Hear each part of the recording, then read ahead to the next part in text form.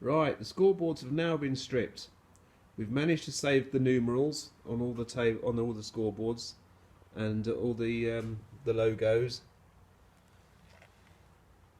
and this one here, and it's actually this one here. This is the O'Reilly Dynaboard.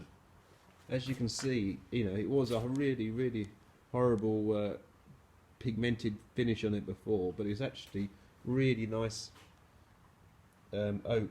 I'm going to keep that nice and light, a golden oak. The two mahogany boards, we're just going to grain fill them because the colour is in the timber and it's superb, so that's not a problem.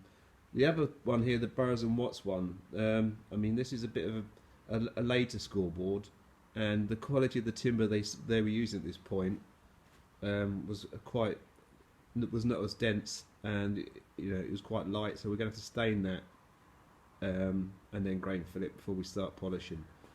So we'll start polishing them tomorrow, and hopefully I'll have an update for you. Okay, cheers now.